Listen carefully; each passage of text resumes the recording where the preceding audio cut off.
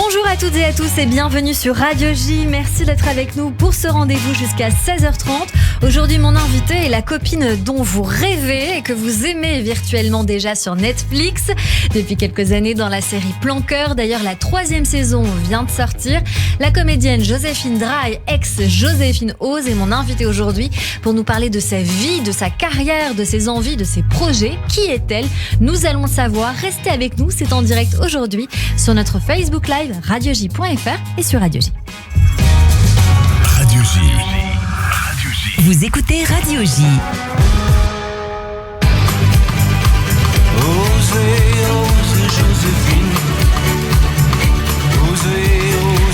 Bonjour Joséphine Draille. Bonjour Cyrielle. Comment allez-vous ? Ça va plutôt bien. Enfin, la pleine lune me fait beaucoup d'effets. Je sais pas si je suis la seule. Je crois que vous n'avez pas beaucoup dormi. Non, mais et quand j'ai mis ça sur Instagram, j'ai eu peut-être une centaine de personnes qui m'ont répondu « Ah, mais c'est pour ça, moi aussi !» Eh ben, j'ai failli aussi. Je suis très réceptive à la Oui, pleine lune. oui. Après, il faut y croire ou quoi, mais en tout cas, je fais des insomnies fortes pendant ces périodes-là, donc manque de sommeil. Bon, écoutez, manque de sommeil partagé, mais je pense quand même qu'on va réussir à faire cette émission.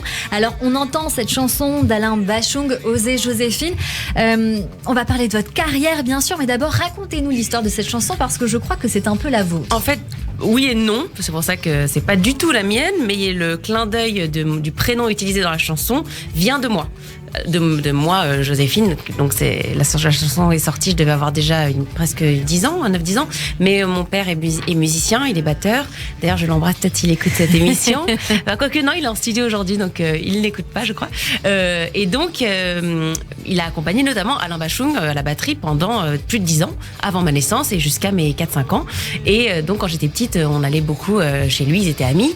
Et j'étais assez timide, j'étais un peu comme ça dans mon coin et tout. Et souvent, comme il m'aimait beaucoup, il venait toujours me voir en me passant la journée en me disant « Ah, si j'osais, Joséphine ». Et il y avait aussi son parolier de l'époque, Boris Bergman, qui est un grand parolier, qui avait repris ce gimmick de « Ah, si j'osais, Joséphine » que Alain disait en rigolant, pour des années plus tard, donc 4-5 ans plus tard, écrire cette chanson, qui n'a rien à voir avec moi, pour le coup. C'est le gimmick de « Si j'osais, Joséphine » qui a fait naître le « Oser, Joséphine ». Vous l'avez inspiré quand même. Ça a inspiré cette partie de la chanson, qui, le thème de la chanson n'est pas dédié. Oui, voilà. Donc oui, ça a été aussi inspiré de Laurence Heller, je crois, du duo À cause des garçons. Ça, c'est ma maman. Il me semble, voilà. Mais et je crois que ça a aussi inspiré. Ah non, par contre, ça n'a pas du tout de rapport inspiré avec cette chanson. Ah okay. Non. Par contre, ma mère, elle a fait une chanson à l'époque qui s'appelle À cause des garçons, mais ça, c'est une autre histoire. Une autre histoire. Qui n'a rien à voir. Ok. Alors, revenons à votre histoire, justement. Vous êtes née à Neuilly-sur-Seine. Ouais. Vous avez 37 ans. Vous êtes actrice, humoriste, chanteuse aussi. On va en parler. Et pour tout dire à nos auditeurs, je vous ai interviewé alors que vous n'étiez qu'une jeune pousse, comme on dit, du temps de Mazel TV avec Yves Toledano, diffusé à l'époque, voilà, sur la Local TV, BDM, etc. Ces petites chaînes du câble qui révèlent parfois de grands talents, et vous verrez qu'en fin d'émission, eh bien, le principe n'a pas changé puisque on fera aussi référence à de nouvelles découvertes. Mais une question, est-ce que vous avez changé, Joséphine ? Non, pas du tout, justement. Heureusement, j'espère pas, en tout cas. J'ai pas changé. Au contraire, et d'ailleurs, j'aimerais bien changer sur plein de points, notamment le manque de confiance, justement en termes de parcours, ou même le mot carrière. Déjà, m'impressionne toujours quand j'entends carrière. Je me dis toujours que c'est trop de parler de carrière, mais juste en tout cas de parcours, que je me sens toujours un peu comme à la case départ. J'ai toujours un petit peu cette image du rocher de Sisyphe, où j'ai toujours l'impression que je pousse un gros rocher, et qu'une fois que je suis arrivée en haut, je le refais tomber et que je repars à zéro tout le temps. Et c'est fatigant, en fait. Donc oui, les choses n'ont pas changé dans la mesure où j'ai toujours l'impression d'être une jeune première, même si le temps passe et les expériences s'accumulent. Émotionnellement, je me sens toujours comme au début, un peu en fragilité et pas assez sûre de moi, certainement. Je crois que ça, c'est très propre aux artistes de manière générale. Alors, si ça peut vous rassurer. Surtout s'ils sont moitié ashkénazes. Ça, encore plus, ça, c'est dit. Alors, Joséphine Ose, c'était il y a 10 ans. Vous aviez monté votre propre one-man show au Sentier des Halles à Paris, notamment. Sketch, chansons que vous racontiez sur scène. Vos névroses de jeune femme, de princesse, de Bridget Jones. Qui se croit princesse. Voilà, qui se croit princesse. D'ailleurs, vous aviez. Ça n'a pas changé, ça, c'est toujours ça. D'accord. Et vous aviez un petit tutu. Racontez-nous un petit peu cette expérience et d'où est née cette envie de faire de la scène. En tout cas, ce qui est fou, c'est que c'est ça qui a fait que je me suis fait connaître. Ça, en tout cas, ça reste fondateur pour mon parcours. Mais l'envie de faire de la scène, elle venait justement pas du tout de la comédie, mais plutôt de la musique. Parce qu'à l'époque, j'étais comédienne depuis quelques années, mais je galérais complètement. Et j'avais un peu arrêté la comédie. J'avais un peu le deuil de ça. Mais pour autant, je m'étais mise à la musique. Et là, pour le coup, je m'étais mis bien en tête de faire un disque. J'avais des chansons que j'adorais. Je faisais faisais quelques concerts dans Paris, des petites salles un peu de jazz, une salle qui s'appelait les 7 Lézards dans le Marais. J'avais fait plusieurs fois et tout. Et en fait, à chaque fois que j'essayais de signer dans une maison de disques, c'était le début de la crise du disque en fait. Et donc dès que je voulais faire un album, les directeurs artistiques me disaient c'est super, j'aime beaucoup, mais on peut plus, on n'a plus le budget. C'était en quelle année ça à peu près? C'était 2008, un truc comme ça, 2009, dans ces années-là. Le début où ça se cassait un peu la gueule, quoi. Et donc, j'étais très frustrée de ne pas réussir à faire cet album qui me donnait tant envie. Et donc, je me disais, je vais faire des concerts au moins sur scène, voilà. Et en fait, entre mes chansons, mon naturel de qui je suis faisait que je racontais plein de trucs en impro. Et je faisais rire les gens, mais jamais écrit, hein. Et à la fin des concerts, les gens me disaient, qu'est-ce qu'on s'est marré. Ils me parlaient presque plus des interventions entre les chansons que des chansons. Et en fait, ça a commencé à naître comme ça, à l'époque, avec l'éditrice avec qui je travaillais parce que j'écrivais des chansons pour les artistes à l'époque, chez Universal Publishing. Et j'étais coéditée par Derrière les planches, Nicole Schluss, qui était mon éditrice de l'époque, qui m'a dit, écoute, Joséphine, je crois qu'il y a un truc à faire, tu restes quand même une comédienne, regarde comme les gens se marrent, tu devrais essayer de penser à un concept où tu pourrais en même temps, voilà. Et c'est là où l'ampoule s'est allumée. Je me suis dit, voilà, c'est la façon qui va me permettre de faire exister mes chansons, de continuer de chanter, vu qu'on veut pas me signer d'album. Et en même temps, ça va me permettre de pouvoir mettre en avant aussi d'autres qualités que j'avais, c'est-à-dire la comédie, quoi. Alors, on va parler des thèmes de ce spectacle. La minceur, c'est ringard. Vous parlez de votre copine Sarah. Vous parliez de l'amour, de beaucoup de thèmes, mais aussi de la première nuit. On va écouter un petit extrait. Ah ouais. Ça date. On a dormi. Il a dormi. Ah oui, parce que j'avais la pression, évidemment. Comme toute première nuit. Mais moi, le stress, ça me fait gonfler le ventre. En plus, on avait la bonne idée de manger des burritos.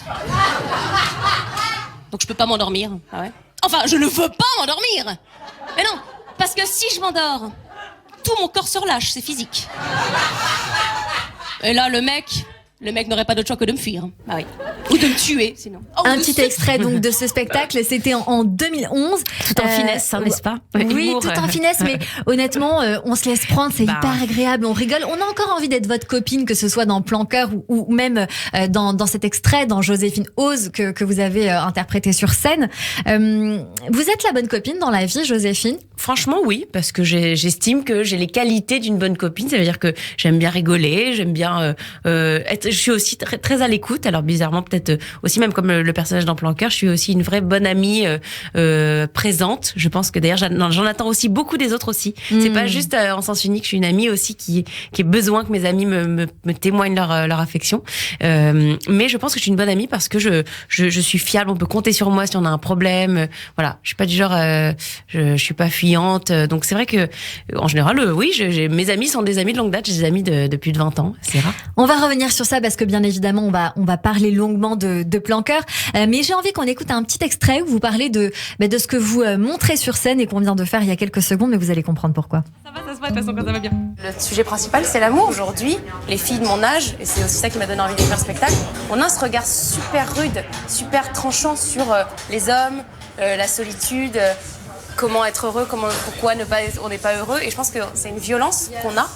Et ça ne nous empêche pas d'être jolie, d'être fleur bleue paradoxalement et de chercher quelque chose qu'on sait qu'on ne trouvera jamais. Et je pense que c'était aussi ce paradoxe-là qui m'a poussée à l'écrire. Pas de trahison, pas de oui. Alors voilà, vous chantez sur scène, vous parlez de l'amour. Est-ce que vous avez réglé ce souci depuis? Alors, la violence, tout ce que je dis, je pense que c'est toujours d'actualité. Je le pense toujours. Alors, il se trouve que j'ai rencontré la personne avec qui je suis toujours, donc depuis plus de 10 ans maintenant, pendant l'année d'exploitation de Joséphine Ose, la première année, au bout de 7-8 mois de spectacle. Donc, quelque part, j'ai appelé aussi l'univers avec... ça a été un peu la fin d'une période, donc finalement, ce spectacle était tombé à pic puisqu'il représentait toutes les dernières années que j'avais vécues en tant que jeune femme et était très actuel. Et après, maintenant, j'ai été dans une seconde phase. D'ailleurs, c'est pour ça que j'ai fait aussi un second spectacle quelques années plus tard pour parler aussi d'une nouvelle tranche de vie. À chaque fois que j'écris, c'est aussi parce que j'ai des moments charnières. Donc oui, ce côté-là, maintenant que ça fait plus de 10 ans que je suis en couple et que j'ai un enfant, je vois plus les choses comme ça. Je suis plus au même endroit, mais tant mieux.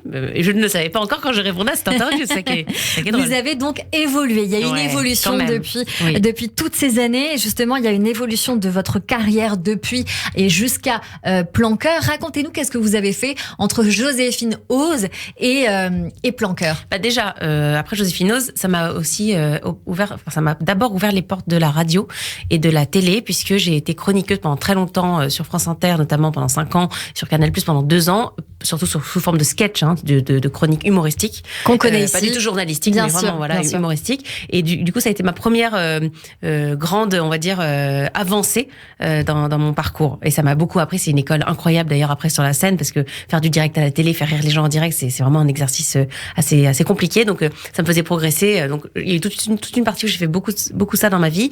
Puis ça m'a amené à mon second spectacle, Joséphine se pose, où j'avais progressé. Voilà, pareil, à tout point de vue, j'avais évolué. Ça m'a permis d'être aussi plus mature, plus aboutie dans mon écriture, j'espère.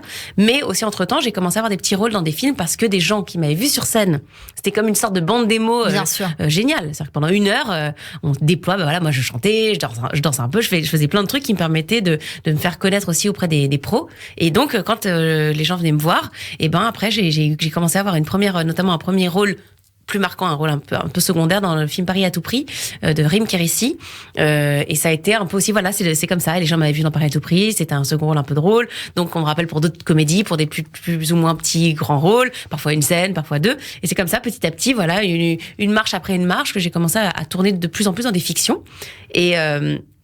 Et en fait, voilà, j'ai arrêté la radio il y a quelques années, justement parce que ça prenait beaucoup de temps et que j'avais envie de me concentrer sur mes projets personnels d'écriture notamment.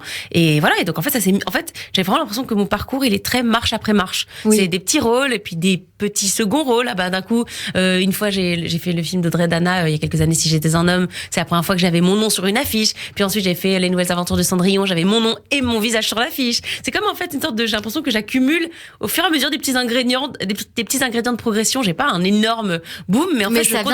Puisque de toute façon, vous progressez. Et puis après, voilà, Planqueur, rôle titre. Et puis après, Belle sur TF1, rôle titre seul. Donc en fait, au fur et à mesure, j'ai l'impression que je progresse de manière assez, finalement, comme une ligne constante, quoi. Alors, on va parler de Planqueur dans quelques secondes, mais d'abord, vous avez évoqué tous ces rôles que vous avez eus, second rôle, deuxième rôle. Quel rôle vous avez préféré jouer ? Waouh, c'est trop dur comme question. Franchement, c'est trop compliqué. Planqueur, j'ai un attachement particulier parce que j'ai jamais passé autant de temps sur un rôle. Donc ça, c'est vrai que c'est un attachement qui reste pour l'instant historique. Faire 4 saisons, 4 ans, porter un rôle 4 ans, je l'avais jamais fait. Donc je dirais que c'est quand même celui-là qui, pour l'instant, m'a le plus marqué, parce que l'équipe, parce que la rencontre, parce que tout, parce que voir évoluer un personnage. Bien sûr. Et on s'y attache. Hein. Voilà, je me suis attachée à mon propre personnage et à celui qui joue mon mari.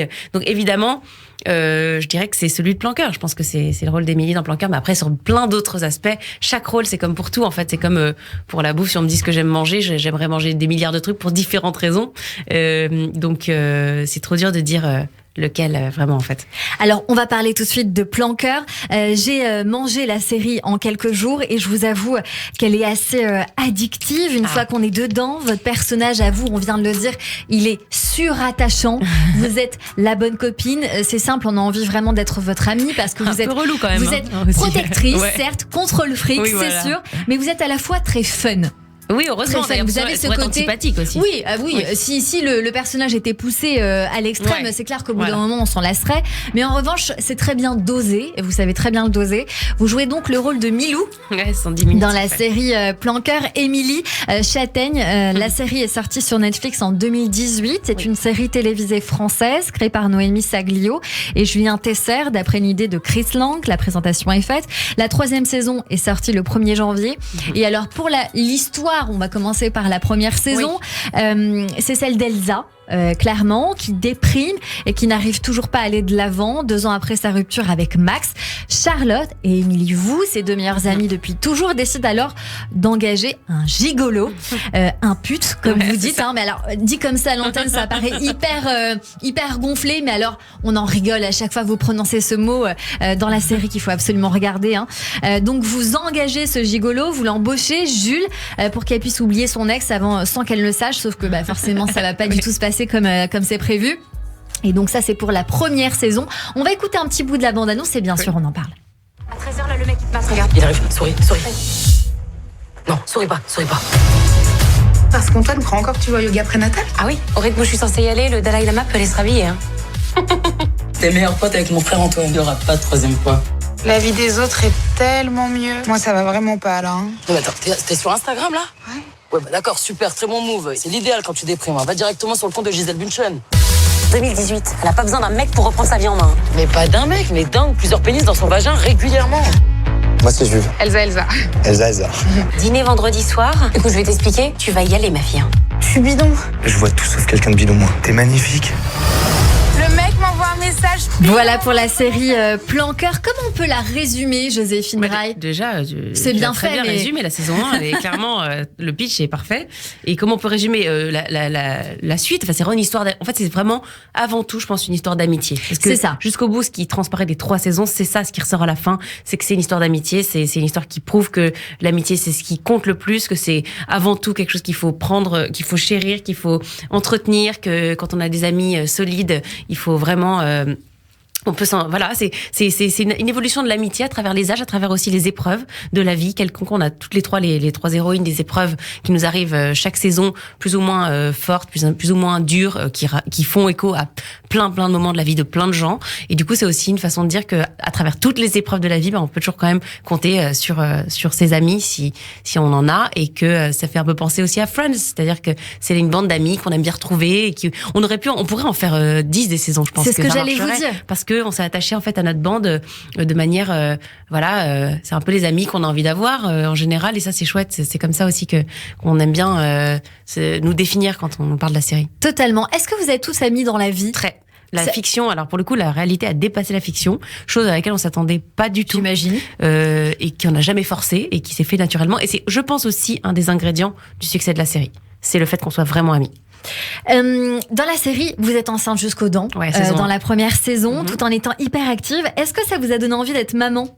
Encore une fois, la fiction qui dépasse la réalité ou pas ? Oui, c'est ça l'a dépassé plusieurs années après. Mais à ce moment-là, ça m'a pas forcément donné envie, même si le personnage, c'était un trait de caractère que je pensais avoir, que j'ai d'ailleurs eu aussi moi pendant ma grossesse. C'est-à-dire que le personnage d'Émilie fait un peu un déni, c'est-à-dire pas un déni de grossesse au terme médical, mais elle veut ne rien changer. C'est comme si elle n'était pas enceinte. Oui. Elle est enceinte, mais elle veut marcher, elle veut courir, elle veut travailler jusqu'à la veille. Et en fait, moi, j'ai été un peu comme ça. C'est que je voulais pas que la grossesse me définisse ou m'empêche de quoi que ce soit, parce qu'elle nous empêche déjà de plein de choses, de manger ce qu'on veut, de boire, et donc je voulais que dans ma vie, ça n'interfère pas, et c'est comme le personnage d'Émilie. Donc ça, c'est juste que je me suis fait rire quand ça m'est arrivé de me dire que c'est la même façon dont j'ai géré ma grossesse que le personnage. Alors, ce qui est très amusant aussi, et je reviens encore une fois à Joséphine Ose, et je sais que voilà, il y a des choses qu'on peut pas toujours dire, mais on y va quand même. On voit beaucoup votre poitrine dans la série. C'est pas pour plusieurs raisons déjà. Sur les 3 saisons confondues, on voit plusieurs fois mes seins, c'est vrai. Beaucoup dans la saison 2 d'ailleurs. Oui. Pour les gens qui voudraient déjà commencer par la 2. Et alors pour plusieurs raisons. Déjà, parce que je ne suis pas très pudique déjà dans mon spectacle Joséphine Ose. Exactement. Je débordais. Voilà. Et en fait, j'ai jamais été très pudique. Moi, je m'en fous, je peux me changer devant tout le monde. Enfin, j'ai un rapport au corps qui est pas forcément de l'ultra pudeur. Donc évidemment, on en discute en amont quand par exemple, justement Sabrina Ouazani, elle, avec qui je partage l'affiche, est très pudique. Donc elle, pour le coup, elle le met en condition. Elle dit, je ne veux pas avoir à montrer mes seins. Donc, en fait, à l'écriture, les réalisateurs, les auteurs, ils le savent. Donc, ils savaient, moi, que limite, en rigolant de la blague, c'était limite, c'est moi qui allais payer pour qu'on me foute à poil, quoi. Donc, du coup, ils utilisent ce qu'ils peuvent. Donc, évidemment que voilà. Donc, en fait, le scénario a été énormément aussi adapté de vos personnalités à vous et de qui vous êtes. Ils savaient que la mise en scène, en tout cas, de certaines scènes ne serait plus ou moins faisable selon les comédiennes. Et moi, ils savaient qu'ils pouvaient y aller. Si c'est une scène de sexe, c'est pas grave, parce que c'est Joséphine, elle le fera sans problème. Et c'est vrai que, du coup, c'est pour ça que par rapport aux autres comédiennes, qu'on voit plus les miens que ceux des autres. Et mes fesses aussi, hein. Oui, il y a très beau plan de mes fesses dans la saison 3, on voit tout, mais honnêtement, ça m'a pas trop marqué. Tout va bien.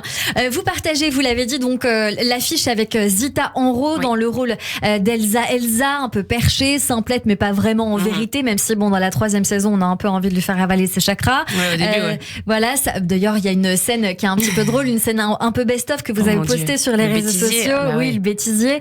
Sabrina Ouazani, qu'on connaît aussi dans le rôle de Charlotte Ben-Smires, la déconnectée de la vie, qui rigole tout le temps pour oublier les soucis, la réalité.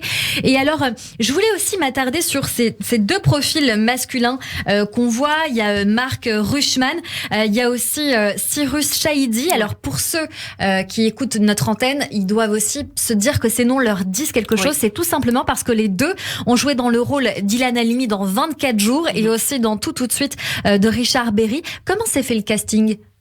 Je pense par vraiment classique, de manière classique, avec un directeur de casting qui. Comment ça s'est passé pour vous ? En tout cas, moi, personnellement, j'ai été appelée c'était en 3 fois, un premier tour. On sait qu'on est plein, évidemment. En plus, c'était la 2e série française Netflix, donc tout le monde était un peu en en surexcitation.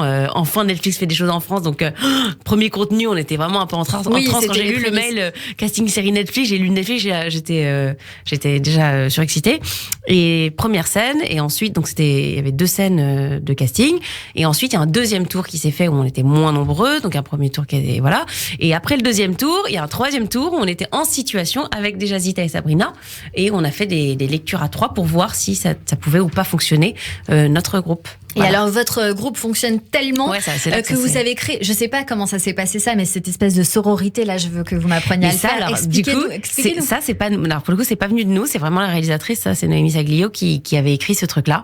Et après on s'est remis, parce que tout le monde ne connaît pas c'est le truc de se prendre le petit doigt, le fameux truc de petit un peu cri de guerre entre copines, qui finalement a évolué, un peu dégénéré puisqu'on se l'est inventé le jour J en fait avec chacune, avec Elsa et avec Charlotte. Mais par contre l'idée qui est ce cri comme ça, c'était écrit au scénario, c'est pas nous qui avons eu l'idée de le faire. Mais donc du coup le sororité, moi, on disait un peu n'importe quoi et on disait surtout jamais pareil d'une prise à l'autre. Donc celui qui a été monté dans la série, c'est un parmi 50 qu'on avait fait quoi. Ah oui, et vous n'êtes jamais synchro ou non. Vous êtes synchro quand même il y en a, oui, ils ont dû prendre le seul où on devait être un peu synchro. On se disait pas ce qu'on allait faire à l'avance. Écoutez, en tout cas, ça donne vraiment envie de s'inventer un cri de guerre.